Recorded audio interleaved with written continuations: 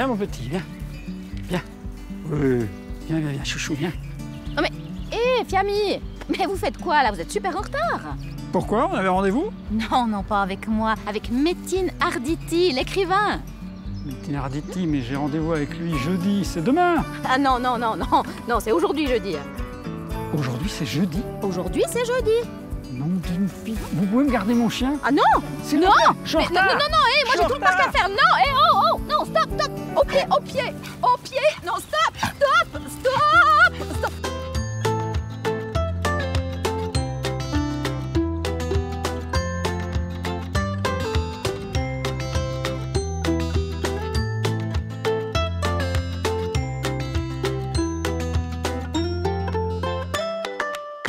Monsieur Arditi?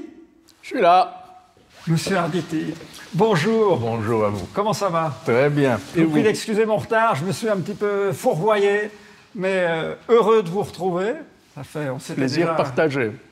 On s'était croisés il y a quelques années, et puis je vous remercie vraiment chaleureusement de prendre du temps. C'est moi.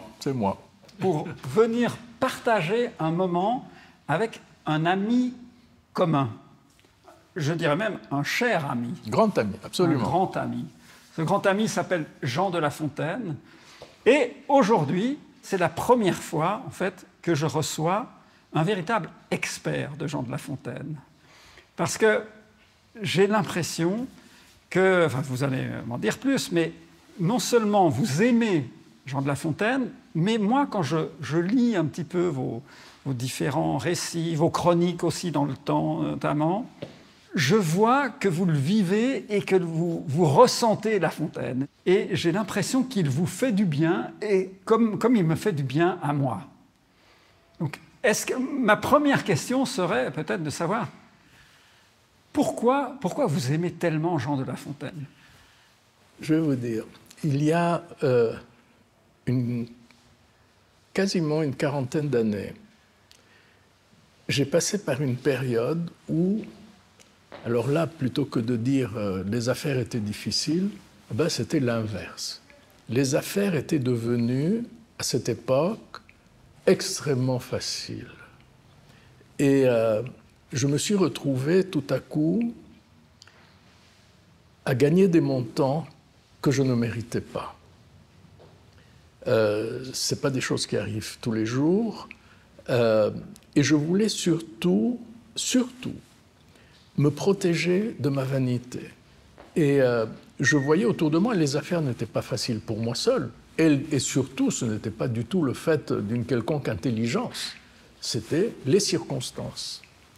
Et je voyais autour de moi des collègues, des comportements desquels je voulais vraiment différer, prendre ma distance. Mais j'avais peur de moi-même, j'avais peur aussi de tomber dans la vanité, de me mettre un petit peu à trop dépenser, à trop m'éparpiller. Surtout à penser que ces résultats étaient le fait de mon intelligence. Et donc, j'ai commencé à lire les fables. Et je les lisais tous les jours, plusieurs fois par jour. Et pendant des années, je n'ai pas signé un contrat sans, avant le moment de la signature, ouvrir au hasard le recueil des fables que j'avais sur mon bureau, tomber sur une fable et me demander qu'est-ce qu'elle me dit pour ce que je suis en train de faire. Est-ce que je suis dans la sagesse? Est-ce que je suis dans la retenue? C'est dire que ma dette à l'égard de La Fontaine, elle est immense. Elle est immense sur le plan moral, sur le plan de la pensée, sur le plan de la sagesse, de la modestie. Et puis elle est immense, je dirais, elle est quasiment chiffrable, parce qu'il m'a aidé à éviter des écueils. Et un jour, grâce à La Fontaine, il s'est passé quelque chose de déterminant dans ma vie. J'étais invité à une soirée organisée par l'Université de Genève qui remettait 7 doctorats honoris causa. Et il y avait 7 tables, et à chacune de ces tables, un lauréat. Alors, moi, je n'étais évidemment pas du tout un de ces lauréats. Je cherche ma place, j'attends gentiment debout, les mains sur le dossier de la chaise, bien sagement. Et puis un monsieur vient à côté de moi et me dit « Est-ce que vous êtes notre lauréat honoris causa ?» Et je lui réponds du tac au tac, comme ça, par les 2 premiers vers d'une fable de La Fontaine. « Ne forçons point notre talent, nous ne ferions rien avec grâce. » Et l'homme éclate de rire. C'était Michel Jeanneret, grand spécialiste de La Fontaine. Professeur de l'Université de Professeur Genève. ici, à la Sorbonne, à Harvard, à Stanford, enfin vraiment mondialement reconnu. C'était un tournant dans ma vie, parce que d'abord c'est devenu un ami, et puis ça m'a donné, évidemment, j'avais beaucoup de choses à dire sur La Fontaine, ça m'a donné envie de continuer. J'ai rencontré Marlise Pietri, la directrice des éditions Zoé. Je ne la connaissais pas. Je lui ai dit, est-ce que je pourrais vous présenter un livre sur La Fontaine? Elle m'a répondu, essayez toujours. Et j'ai essayé. Elle l'a donné à lire à Michel Jeanneret, qui a donné son approbation. Et c'était le premier de mes 4 essais chez Zoé, et puis après j'ai passé au roman, puis je suis parti chez Fayard, et puis chez Actes Sud, et puis maintenant chez Grasset, etc. Et j'en suis à mon 30e livre. Et à partir de là, à partir de cette rencontre avec Michel Jeanneret, et grâce à La Fontaine, ma vie a changé. On peut dire que vous êtes né à la littérature avec La Fontaine. Absolument. Et ce qui est amusant, Absolument. c'est que vous avez commencé à écrire à peu près au même âge où La Fontaine a commencé à publier ses fables. C'est vrai, vous avez raison. Il faut dire aussi, alors, d'un autre point de vue, que j'ai commencé à écrire au moment où Balzac a cessé, où Maupassant était mort depuis longtemps, etc. Donc j'ai commencé très tard, j'ai commencé à 50 ans, j'en ai 80, Oui. et je suis à mon 30e livre. Exactement. Et comme pour La Fontaine, qui a eu du succès avec ses fables pendant une 30aine d'années, vous avez du succès avec vos livres depuis une 30aine d'années, ce qui est quand même extraordinaire, c'est exceptionnel aussi. Hein. Ben ça, c'est ma vie. Ça a été vraiment un bouleversement complet. J'ai mis de côté mes affaires, je les ai modifiées. Et voilà, depuis cette époque-là, je vis dans l'écriture. Et je peux vous demander, qu'est-ce que vous aimez tellement dans l'écriture?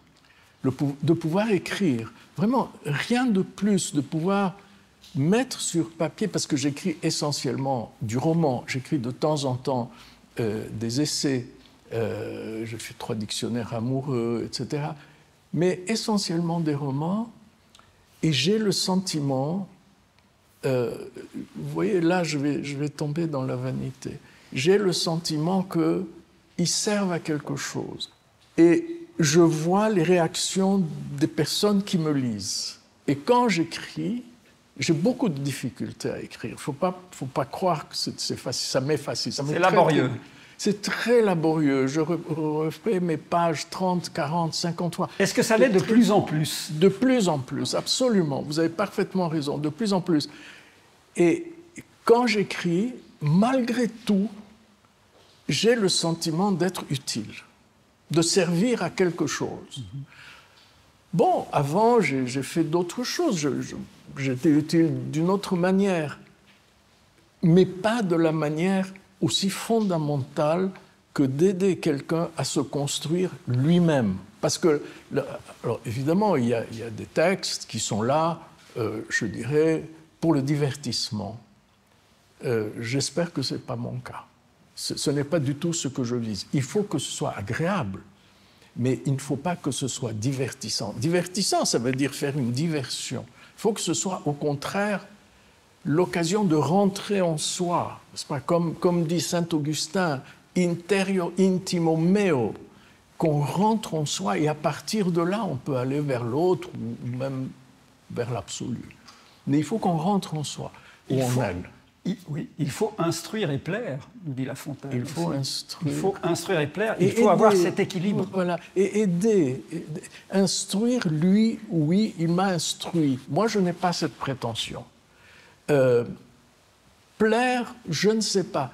Il faut que ce soit quand même le style, la musique du texte, c'est très important parce que il ne faut pas qu'un lecteur se casse les pieds à lire un texte. Ça, ce n'est pas l'idée.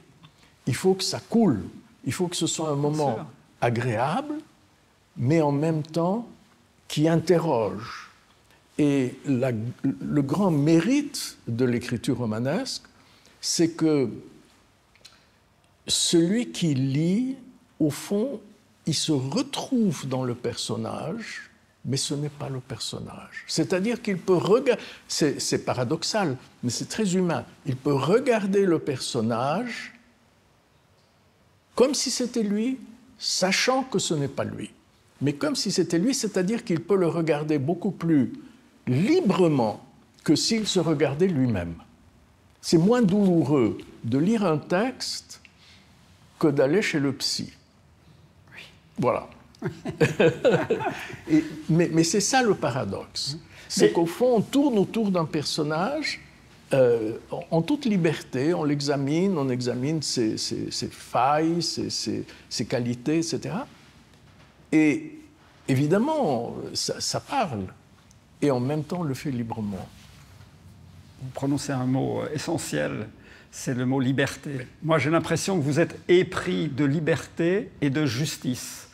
Et ça, c'est un autre point commun avec les fables de La Fontaine. Oui, ça, c'est sûr. Et avec un autre personnage qui a très certainement influencé La Fontaine et qui, je pense, vous éclaire aussi, c'est saint François d'Assise. Ah, comment? Est-ce que je me trompe? Non, vous avez 1000 fois raison. Vous avez probablement lu quelque chose que j'ai écrit. J'ai lu une de vos dernières chroniques, mais, si vous voulez, il me revient en tête un vers de saint François d'Assise qui dit « Fais de moi un instrument de ta paix ». Voilà, oui. Et il me semble que c'est à peu près l'un des fondements de votre vie. Si je peux me permettre, dans vos actions, actions. Avec toute la mesure qu'il faut. Oui. On fait ce qu'on peut. Mais on fait exactement. Mais j'ai l'impression, vous savez, quand on voit la situation actuelle terrible, là où il y a les ténèbres, que je mette la lumière, j'ai l'impression que c'est ce que vous tentez de faire à votre mesure, en essayant de tirer des ponts entre à des endroits où malheureusement on a construit des murs. Ouais. Et vous rappelez que les ponts ont existé avant et que c'est que comme ça qu'on peut avancer. Et ça, c'est une merveille. Mais vous avez parlé tout à l'heure d'une fable donc qui a un peu changé votre vie, si je comprends bien, cette fable. C'est l'ingratitude et l'injustice des hommes envers la fortune. Alors, avant de vous demander pourquoi cette fable a changé votre vie, ce que je vous propose, c'est qu'on la partage ensemble. Avec plaisir.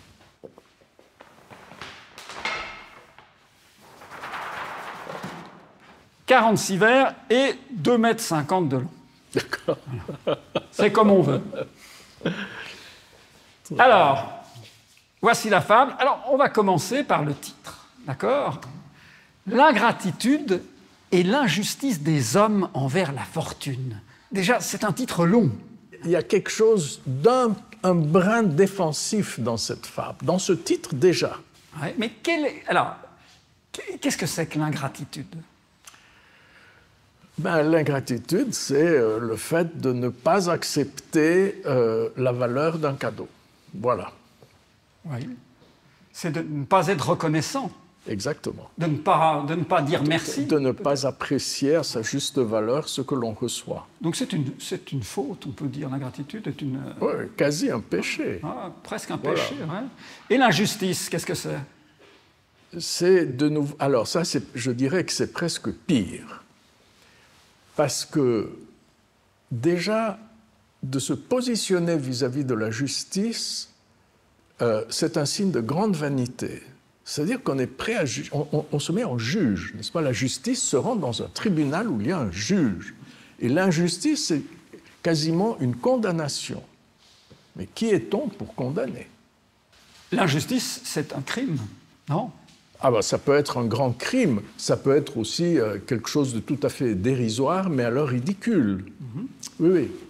Qui est condamné dans ce titre? Qui est condamné? D'abord, dans le titre, c'est général, n'est-ce pas? C'est les hommes, en général. Là, en l'espèce, c'est un commerçant qui est condamné, Oui. un homme d'affaires. Oui, on va le voir. Et condamné par qui? Alors, je ne sais pas par qui, par le poète. Est-ce que Par c'est le pas... poète. Est-ce que c'est pas La fortune. La fortune. Moi, je ne crois pas. Je ne crois pas du tout. Tel qu'il le présente, peut-être. Mais c'est là où je trouve que dans ce titre, il y a une injustice. Dans le regard de La Fontaine. Et la fortune, qu'est-ce que c'est que la fortune? Alors, la fortune, dans ce sens, c'est la chance. On a déjà bien entamé, vous voyez, rien qu'avec le titre qui est long, on voit qu'on plonge déjà bien dans le sujet. Mais maintenant, je vous propose de plonger dans la fable, dans cette fable merveilleuse. Un trafiquant sur mer, par bonheur, s'enrichit. Ouais, déjà, ça coince. Qu'est-ce qui coince? Écoutez, un trafiquant sur mer. D'abord, le mot trafiquant n'est pas particulièrement aimable. Non, non. Hein?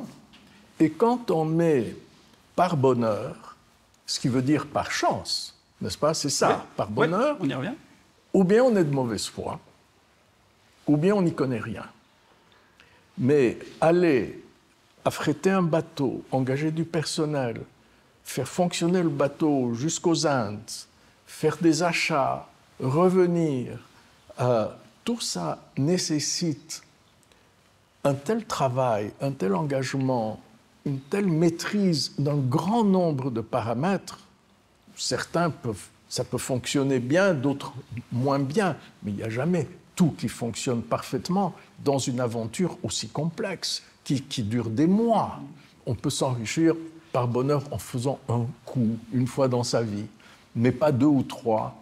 Et si on est trafiquant sur mer, à cette époque, jamais on ne peut s'enrichir par bonheur. C'est exclu. Mais il en faut aussi. Il faut aussi de la chance. Absolument. Et il faut reconnaître la place à la chance. Voilà. Là, c'est ça. très important de ne pas s'attribuer les mérites de la chance et de ne pas les attribuer à son intelligence, à sa supériorité. Ça, c'est la mort. Donc, un trafiquant sur mer, par bonheur, s'enrichit. Il triompha des vents pendant plus d'un voyage. Voilà, ça c'est intéressant, parce que ça veut dire qu'il n'en est pas à un voyage. Il en a fait plusieurs, un paquet. Donc, c'est un expert. Oui, Voilà. il a de l'expérience. Il a de l'expérience, et en ayant fait un certain nombre, on ne peut pas dire que chaque fois, tout a marché comme sur des roulettes. Donc, il a dû quand même prendre des coups au milieu de tout ça. Il triompha des vents pendant plus d'un voyage. Gouffre, banc ni rocher n'exigea de péage. Quelle musique, Voilà, non? d'aucun de ces ballots. D'aucun de ces ballots. D'aucun. Voilà.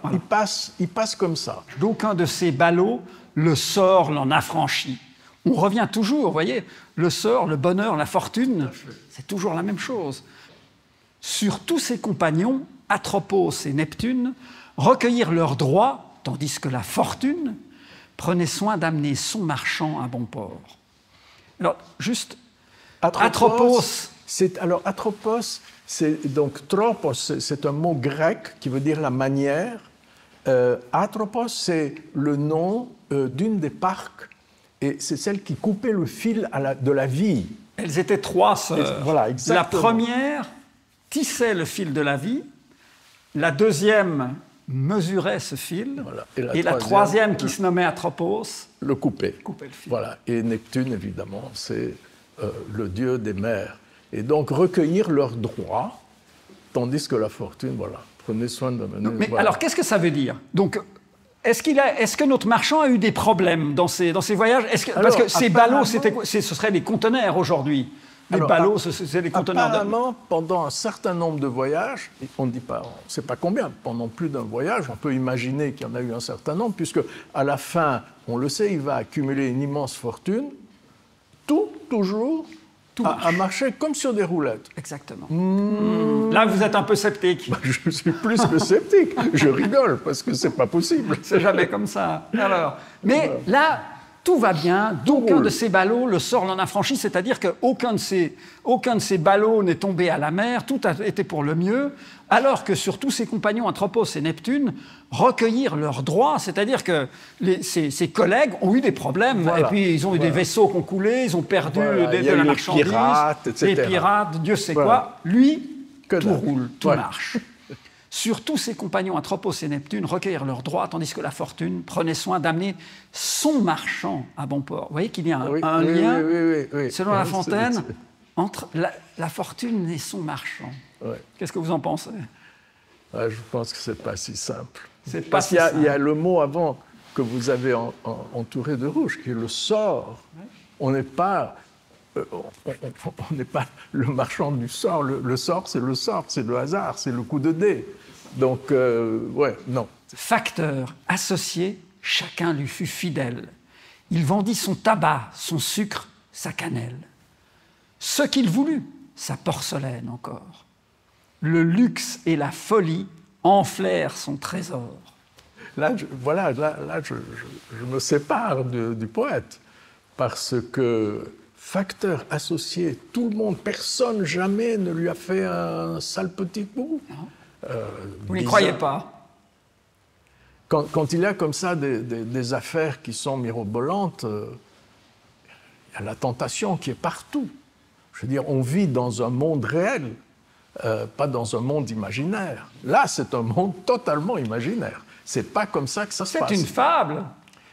On est dans le Oui, monde des fables. mais quand même une fable avec, disons, comme on dirait en Amérique maintenant, avec un certain agenda, avec un agenda, n'est-ce pas, avec un propos très, très précis. Et alors, quand il dit le luxe et la folie enflèrent son trésor, je ne comprends pas non plus très bien. Il en rajoute. Ça veut dire quoi, le luxe enfla son trésor? Il gagna de l'argent, mais je ne vois pas ce que la folie vient faire ici. Moi, ce que je comprends, c'est que tout a marché tellement bien qu'il en a eu une certaine ivresse et qu'il en a été, l'ivresse l'a rendu un peu fou, Oui. et que cette folie, le mot clé, je trouve, c'est enflaire son trésor. Oui, mais la folie ne va jamais enfler un trésor. La folie va entamer un trésor. C'est oui, pas la oui, même vous avez chose. Elle ne va jamais enfler. Ce qui fait enfler un trésor, ce sont les bonnes affaires. On achète une marchandise, on la vend plus cher qu'on l'a achetée, il y a de la demande pour cette marchandise, on fait ce qu'on appelle une marge, et la marge, c'est le bénéfice, donc ça enfle le trésor. Mais ce n'est pas la folie. Là, La on sent folie, vraiment c'est l'homme l'inverse. d'affaires qui parle. C'est merveilleux parce qu'on Absolument. voit que vous êtes quelque part l'avocat de notre marchand. Parce que Absolument. vous vivez vraiment ce que vous êtes à la place du marchand. Je suis Vous êtes à la place du absolument marchand. son avocat, Ouais. parce que ce n'est pas si simple. Pour moi, cette fable, elle a une immense valeur. C'est que, volendo nolendo, elle m'a mis sur le chemin de l'écriture. Ça a commencé comme ça. C'est cette fable-ci. Cette fable-là qui m'a mis sur le chemin de l'écriture. J'ai, vis-à-vis de cette fable, un immense sentiment de reconnaissance et une admiration qui est celle que j'ai pour chacune de ces fables, pour chacun de ces vers. Mais néanmoins, et peut-être est-ce là aussi quelque chose qui me touche et qui construit ma relation à La Fontaine. Parce que là, je le vois fragile. Ah, mais il est fragile. Le poète est fragile. Là, Oui. pas toujours. Mais juste pour rebondir sur ce que vous avez dit avant, en fait, vous êtes entré en littérature en réaction, en fait, avec cette fable qui vous a piqué. Alors, on va revenir à la fable. Le luxe et la folie enflèrent son trésor. Bref, il plut dans son escarcelle. On ne parlait chez lui que par double ducat. Et mon homme d'avoir chiens, chevaux et carrosses, ses jours de jeûne étaient des noces. Alors là, Tout ça, je suis d'accord. Tout ça, effectivement, c'est en quelque sorte, quand on gagne beaucoup d'argent, c'est des conséquences assez normales. Il pleut dans son escarcelle, c'est le c'est-à-dire fait... qu'il pleut dans son porte-monnaie. Oui, Voilà. c'est tout à fait, c'est juste, ça ne se discute pas, c'est une observation objective. On ne parlait chez lui que par le double ducat. Ça, c'est peut-être un peu dommage, mais enfin, disons que c'est un dérapage que je n'aime pas, mais qui peut passer. Allez. Et mon homme d'avoir chien, chevaux, Et carrosse. carrosse. Ses jours de jeûne étaient des noces. Bon, bah, il mange des... Bon, si c'est un fin gourmet, tant mieux pour lui. Le problème n'est pas là. Voilà. Ce que moi je veux dire là, à ce stade, le problème n'est pas là. C'est un fait. Il ne va pas continuer à vivre dans une masure s'il a de quoi s'offrir une belle maison. Mais Ça me je vous avoue, paraît- moi, encore une fois, de mon point de vue, moi, ce que j'adore, c'est ces jours de jeûne étaient des noces. Ah, non, mais ça, ça, je trouve, c'est une merveille absolue. Chaque verre. Le jeûne, c'est le contraire absolu des noces. Non, C'est comme quand le lièvre et la tortue, elles se hâtent lentement. C'est extraordinaire. Ces jours de jeûne étaient des noces. Moi, ça me fait tellement sourire. Je trouve que c'est une merveille. Et là, on va arriver à un point où la femme va basculer. Voilà. Très bien. Oui, oui. Un sien ami, voyant ces somptueux repas, lui dit « Et d'où vient donc un si bon ordinaire ?» Et d'où vient donc un si bon ordinaire? Et c'est là où tout bascule. Ouais. C'est avec cette question. Ah oui, ça. On est d'accord? Oh là là, complètement. Oh là là. Et la question est magnifique, non? Ah, Et oui. d'où vient... C'est une question. J'aurais presque. Bon, j'enlèverai une syllabe, mais j'aurais pu lire un bon ami voyant ces somptueux repas, lui dit. Parce qu'un sien ami, Oui. ok.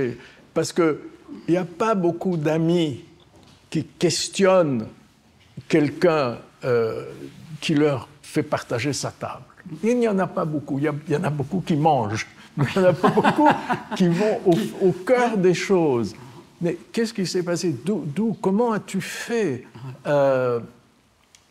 Ça n'arrive pas. C'est pas évident. Donc c'est un bon ami qui Oui, lui pose c'est cette vrai, question c'est vrai. très juste. Ouais. C'est un bon ami qui vraiment qui oui. l'interroge. Et d'où me viendrait-il que de mon savoir-faire? Alors ça, Quelle merveille. c'est la connerie du siècle. Ah bon? Ah oui. Non, mais Ça, la réponse est magnifique. La réponse, c'est combien de fois n'ai-je assisté à des situations où quelqu'un qui a fait beaucoup d'argent, il ne le dira jamais de cette façon, mais d'où me viendrait-il que de mon savoir-faire? Ça, c'est vraiment, c'est l'idée mortelle, ça. Ah, mais bien sûr, mais bien sûr. Mais disons, de nouveau, moi, je me place comme simple lecteur et je me dis, mais quelle merveille! Et ce que je trouve merveilleux, c'est les deux « et ». Vous voyez? Et d'où, oui. Un sien ami, voyant ces somptueux repas, lui dit « Et d'où vient donc un si bon ordinaire ?» Et d'où vient... Ça, c'est la musique c'est la musique de mais La quelle merveille. Fontaine. Et l'autre lui répond, tellement sûr de lui, Alors, et d'où me vraiment, viendrait-il? il y a- C'est comme s'il mettait, vous voyez, non seulement- ses mains sur ses hanches, et Voilà. d'où me viendrait-il que de mon savoir-faire? Exactement. Non seulement il est vaniteux, mais en plus il est prétentieux. Oui, Je- il est insupportable, Il est- ce trafiquant. Il est insupportable.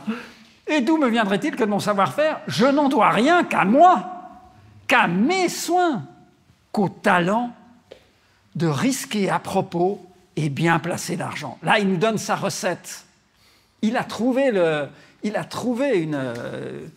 moyen de devenir riche. Il a tout compris, ce monsieur. Ou du moins, il le pense. je pense que ce monsieur, il a, pendant un certain temps, absolument tout compris. Et puis, à un moment donné, il a chopé la grosse tête. Moi, je dirais qu'il s'est enivré de ses succès.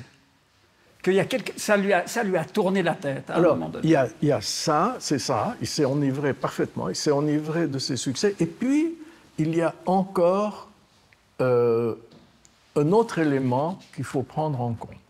Cet autre élément est très important, parce qu'il est pernicieux.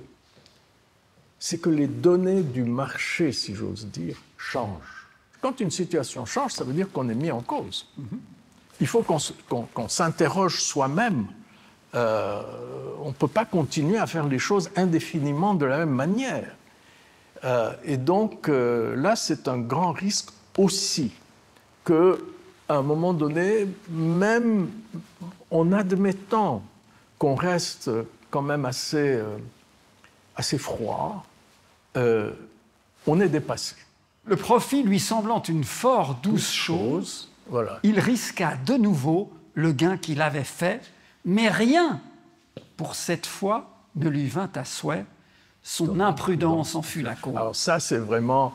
Ça, c'est injuste. Ça, c'est vraiment quelque chose... C'est un couperet, ça. C'est la guillotine.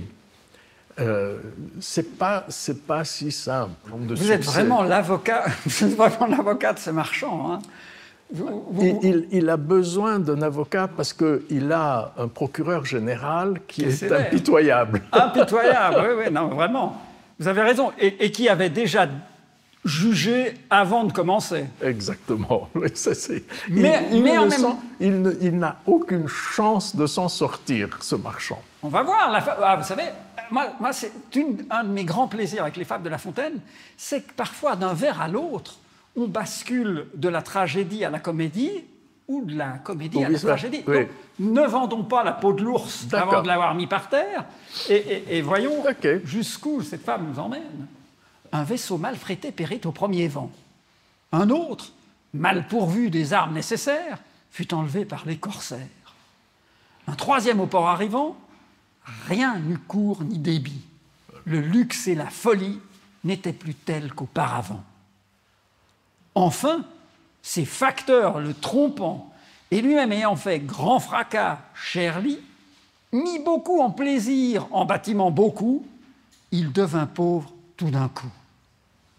On voit qu'en fait, tout ce qu'il avait construit, toute cette vague où il surfait sur la vague du succès, tout ça, tout d'un coup, est retombé, s'est fracassé. Alors ça, tout ça est vraiment extrêmement réaliste. Ça arrive souvent. Je maintiens mon point de vue qu'il est injuste parce qu'au début, ce commerçant était bel et bien prudent, il connaissait son affaire et ça a duré pendant un certain nombre d'années, mais il arrive effectivement que des gens extrêmement fortunés perdent tout du fait d'une vanité qu'ils n'arrivent pas à maîtriser. Ça, hélas. Pas que des gens extrêmement fortunés, ça peut arriver, je pense, à tout le monde. Vous savez, à chacun à son niveau.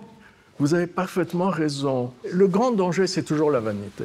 Et vous savez, on parlait tout à l'heure des trois sœurs qui tissaient le fil de la vie, qui la mesurent et qui la coupent. On voit que tout ça ne tient qu'à un fil. Non? Comme on y revient avec ça. Vous ne trouvez pas? Vous avez mille fois raison. Et que tout s'écroule ici, tac. Voilà. Son ami, on revient à l'ami. L'ami est toujours là. Ça, c'est formidable. Et vous aviez raison tout à l'heure, vous disiez que c'était un bon ami. Ce n'était pas que son ami. Et la preuve que c'est son vrai ami, c'est qu'après toutes ces infortunes, son ami est toujours là. Il est là et il l'interroge. Il l'écoute. Son ami, le voyant en mauvais équipage, lui dit « D'où vient cela ?»« De la fortune, hélas. »« Consolez-vous, dit l'autre. Et s'il ne lui plaît pas, que vous soyez heureux, tout au moins soyez sage. » Je ne sais s'il crut ce conseil, mais je sais que chacun impute en cas pareil son bonheur à son industrie. Et si de quelque échec notre faute est suivie, nous disons injure au sort. Chose n'est ici plus commune. Le bien, nous le faisons, le mal, c'est la fortune. On a toujours raison, le destin toujours tort. C'est sans appel. C'est sans appel. Alors, on revient un petit peu. Son ami est là. Moi, je trouve que ce qui est beau, et ça, c'est une des vertus aussi de La Fontaine. Vous savez, La Fontaine n'était probablement pas le meilleur des maris, mais c'était probablement un des meilleurs amis qu'on puisse avoir. Ça, c'est vrai. Et il dit des choses sur l'amitié qui sont extraordinaires. Qui sont bouleversantes. Deux vrais amis vivaient au Monomotapa. Quelle merveille, non, ça aussi. Bref, on voit que l'amitié est présente et son ami lui fait en fait exactement la même question qu'avant. Quand il lui disait « Et d'où vient donc un si bon ordinaire ?» Là, il lui dit « Mais et d'où vient donc tous ces malheurs ?» Mais la réponse vous vous souvenez quelle était la réponse de notre commerçant Sûr. Qui était le responsable de tous les bonheurs? Son talent. Son talent, je n'en dois rien qu'à moi, qu'à mes soins, qu'au talent de risquer à propos et bien placer l'argent. Alors que là, la faute est à qui? Selon le marchand. Qui est le responsable de tous ces malheurs? C'est la fortune qui lui a tourné le dos. Pour lui, y a-t-il un autre pour le marchand? Je me mets pour ce marchand-ci, hein, qui est responsable de ces malheurs? Est-ce qu'il pense que lui-même a une petite part? Ça, il ne se met pas en cause. Pas du tout. Pas du tout. Pas du tout. Il donne une réponse qui est l'explication de son malheur. Ouais. Il ne se met pas en cause de la même manière qu'il ne mettait pas en cause, à partir d'un certain moment dans sa vie, dans sa carrière, il ne mettait pas en cause sa façon de procéder. Et là, La Fontaine le dit bien, n'est-ce pas? Rien ni cours ni débit. Donc, ça a changé. Le monde a changé. Il ne s'est pas adapté. Exactement. Et plus rien ne fonctionne. Et plus rien ne fonctionne. Voilà. Rien ni cours ni débit. Sur le chemin qui mène à la sagesse, il y a quelque chose qui s'appelle la vanité. Et voilà. Oui, mais ce qui est intéressant, c'est que ce mot que vous avez prononcé au moins une demi-douzaine de fois depuis qu'on partage cette fable, n'apparaît à aucun moment. Et c'est ce qui est merveilleux avec les fables de La Fontaine, c'est qu'en fait, il y a les lignes et il y a ce qu'il y a entre les lignes. Et vous l'avez vu, et vous le voyez, tous les trois vers, vous retombez sur c'est ça, c'est ce qu'il nous dit, arrêtez, il faut un petit peu... En fait, qu'est-ce qu'il nous dit, La Fontaine, avec cette fable-ci? Qu'est-ce qu'il essaye de nous faire comprendre? Il essaye de nous faire comprendre qu'il faut rester les pieds sur terre. Oui. Même quand on va sur mer, il faut rester les pieds sur terre. Oui, et puis justement, avoir cette humilité. Avoir cette capacité à se remettre en cause et à remettre en cause sa façon de travailler, sa façon dit plus prosaïquement, sa façon de faire des affaires. Dans mon cas, il s'est passé au fond, grâce à La Fontaine, exactement le phénomène inverse. Oui. C'est-à-dire que sans La Fontaine, jamais je n'aurais réussi ce que j'ai réussi dans les affaires, sans oublier que jamais je n'aurais écrit. Mais c'est extraordinaire, non? Donc, cette fable a changé votre vie? Absolument. Absolument. Sans chichi. Oui. Ça s'est passé comme ça. Alors que cette fable vous a dérangé. On aurait pu imaginer que c'était le héron que vous adorez, qui aurait changé votre vie. C'est celle qui vous a le plus perturbé, dérangé, qui quelque part vous a fait réagir et vous a dit « je ne veux pas devenir comme ça, je ne veux pas finir comme ça ». C'est ça en fait qui vous a fait. Elle m'a bousculé, et en fait elle m'a bousculé dans pas tant dans les affaires, mais elle m'a bousculé, au fond elle m'a poussé dans l'écriture. Voilà, ça quand on aime La Fontaine, quand on a beaucoup lu de La Fontaine, comme je le faisais, que je le fais encore, arriver à un point où on peut dire, bon, ben là, maintenant, je ne suis pas du tout d'accord avec lui, c'est une grande chance. Oui. C'est une vraie grande chance. C'est une preuve d'amitié, je dirais même. Non, de vraie amitié. C'est ça, exactement. Vous êtes comme ce vrai ami qui... Il n'y a qu'un ami qu'on peut dire vraiment des choses aussi qui dérangent, non? Et c'est une preuve d'amitié. Il faut les dire avec... il y a dans l'une des fables de La Fontaine un mot, un apologue vraiment très touchant, où il dit qu'un vrai ami, il ne dit pas tout, il dit des choses et puis il anticipe aussi le fait de ne pas vouloir faire de la peine. C'est un mélange entre la vraie amitié qui implique la sincérité et la vraie amitié aussi qui implique la tendresse. Oui. Il doit y avoir de la tendresse. Dans l'amitié, exactement. Oui. Exactement. Oui. Alors, il y a quelque chose d'extraordinaire avec les fables de La Fontaine, c'est qu'on peut les lire, on peut les dire, et puis on peut aussi les réciter. Oui. Donc, ce que je vous propose maintenant, je vais remettre la fable en place, et puis on va essayer de la réciter peut-être à 2 voix. D'accord ?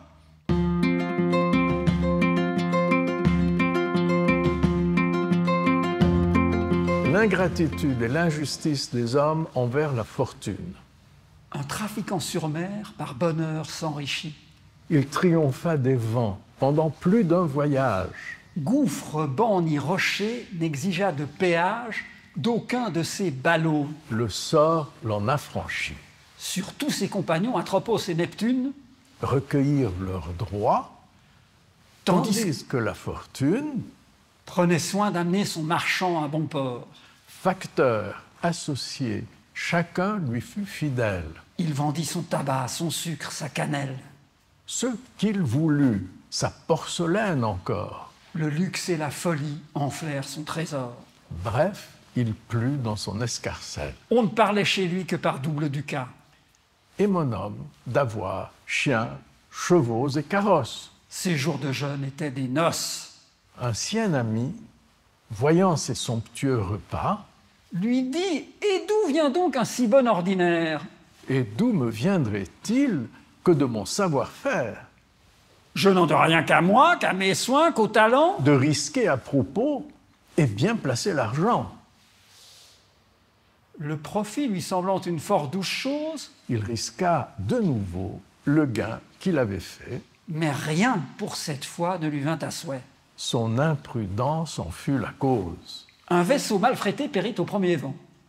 Un autre, mal pourvu des armes nécessaires, Fut enlevé par les corsaires. un troisième au port arrivant, Rien n'eut cours ni débit. le luxe et la folie n'étaient plus tels qu'auparavant. Enfin, ces facteurs le trompant, Et lui-même ayant fait grand fracas, cher lyre, mit beaucoup en plaisir, en bâtiment beaucoup. il devint pauvre tout d'un coup.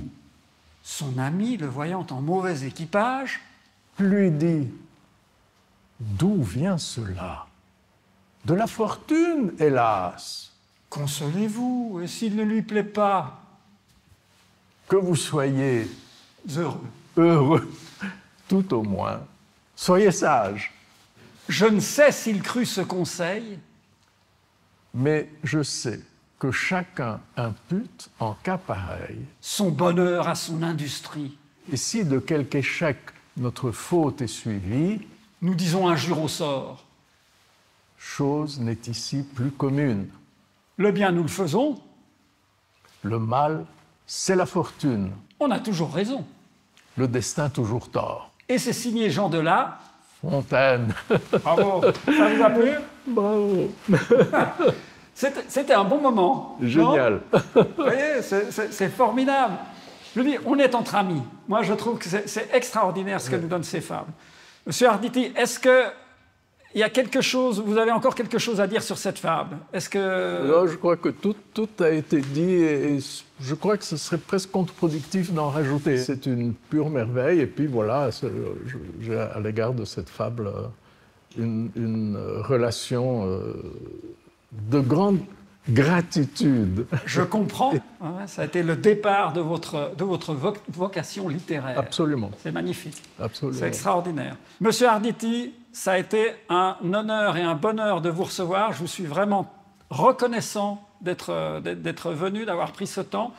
Je vais vous quitter parce qu'il faut que j'aille récupérer mon chien.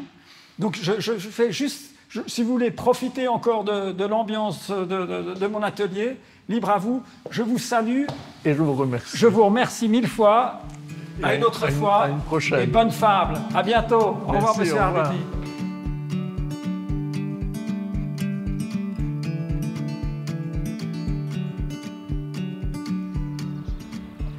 Tenez, hein, je vous le rends. Ah, merci, mon bel ami.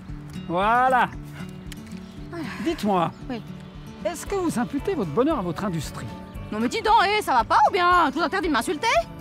Mais je vous insulte pas, je vous demande simplement si vous pensez que votre bonheur est le fruit de vos actions. Attends, mes actions en bourse? Non, de vos actions quotidiennes. Ah ouais, je préfère ça parce que des actions en bourse, Je n'ai pas une seule. Alors, est-ce que vous imputez votre bonheur à votre industrie? Mais enfin, voyons, je vous interdis de m'insulter. Mais je vous insulte pas, je vous demande si votre bonheur est le fruit de vos actions.